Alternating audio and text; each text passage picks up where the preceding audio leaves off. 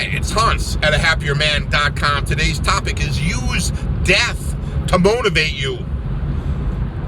I think death, while it's a morbid topic and something that most people don't want to think about, I find it to be a fascinating topic, and I use it constantly to motivate myself to get going. And that, every time I think about waiting or not doing what I really want to do, I think of what would happen if I'm going to die in the very near future. A long time ago, I bought a program from Dr. Robert Anthony, and the program was called The Secret of Deliberate Creation, and I love that program. I listened to it over and over and over again, and I listen to it yet to this day. Those ideas are ingrained in me. And one of the talks he gave, it was a series of talks, was, what if you had a very serious illness, and you went into the doctor, and the doctor says, you've, at the very most, you have a day to live. But then he goes on to further, what if you stumbled upon a magician, and the magician said, if you start to live your dream, you will be granted another 10 years. So the point of that is, start living your dream life. What would you add into your life? What would you remove from it? And you're to get another 10 years. And I really took that to heart, because I did listen to that tape roughly a little over 10 years ago. That was when I bought it. And at that time in my life, I was trying to have a good life, but I was very, very far from living the kind of dream life that I have been living the last number of years. But I took it to heart, because I have created an absolute dream life for myself. I've done so much in the last 4, 5, 6, 7, 8 years that have just given me an incredibly enriching life, to the point where I've done all the things I've wanted to do. I'm at the point where I've got to list out some other things to do, because I've done all the things I wanted to do. So I was granted the 10 years. I enjoyed the 10 years. I'm 59 years old. The last decade of my life or so has been the best years of my life. The big things I've done, the little things I've accomplished,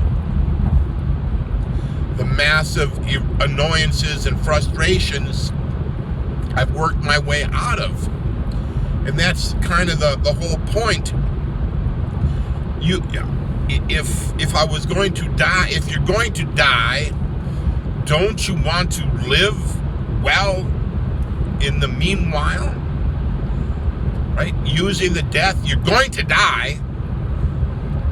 We all are. You have to. There is no sense in the waiting, right? You may have heard of that country music superstar, Toby Keith. He just died, a month or so ago. This is kind of early 2024 as I'm speaking, and he died just a month or so ago. I think he had stomach cancer, and for the last number of years, and he really suffered. He was a big, strong, burly guy who had incredible success as a country music superstar, and he got down to skin and bones and died from all of that, the cancer and probably the chemo that he went through. So if a multi-millionaire country music legend superstar dies, who has access to every conceivable medical advancement, how are you gonna, why do you think you're gonna live so long, right?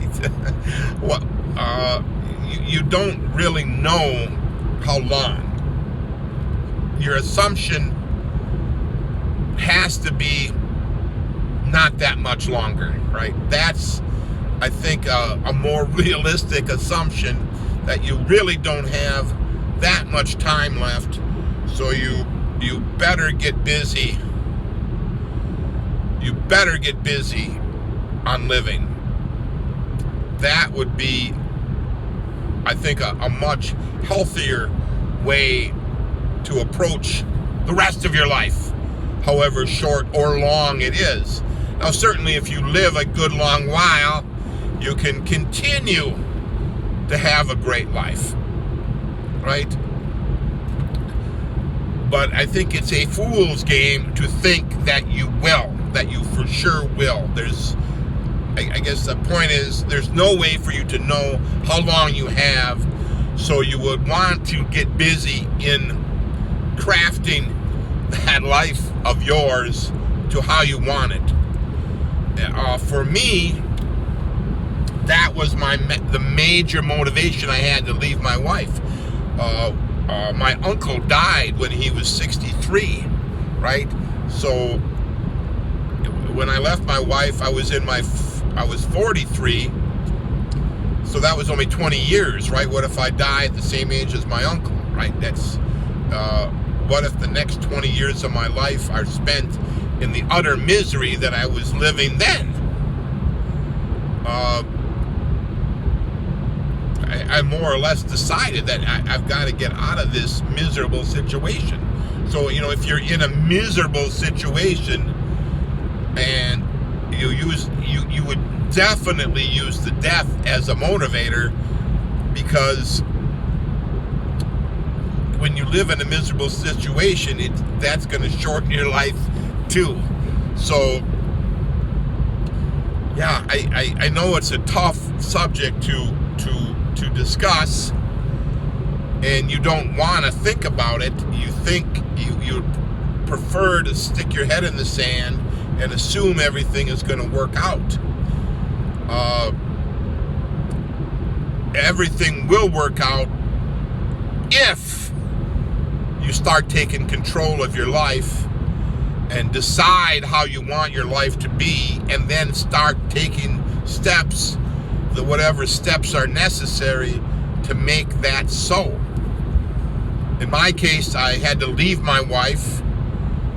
I had to take my children in when they couldn't stand to live with her either. Had to make enormous financial sacrifices. I had to find different jobs. I had to move many times. I had to deal with this tough situation my ex-wife put me in almost a continuous basis. I had to deal decisively to try to get her out of my life with restraining orders and court injunctions. And I had to get out of that woe is me attitude and waiting for something to change. I had to decide that I mattered, and that I was going to die at some point, and I didn't want to die in this miserable life I was living. So I made whatever changes were necessary to get out of the misery. And then once I was out of the misery, I could start taking steps to become happier and start doing actual things that I really wanted to do, and do the kind of work I really wanted to do, and live where I wanted to live, and do things in my spare time that I really wanted to do, and travel to the places that I really wanted to go, and simple, things like, well, I wanted to not drive beater cars. I wanted to drive nice cars. I didn't want to live in run-down apartments. I wanted a nice apartment. I didn't want to be involved in things that I had no interest in. I only wanted to do things I was interested in. So that's the kind of things that you would start to think about, but using that death as the ultimate motivator. What if you only have 5 years left to live and you're living in misery? Do you want to live in misery for the next 5 years? What? I don't. What if there's a place that you really want to see? What would it take for you to go and see that? What if a year from now you're going to be on your last legs dying of cancer? Wouldn't that mean you should do that trip this year? Give that idea some thought.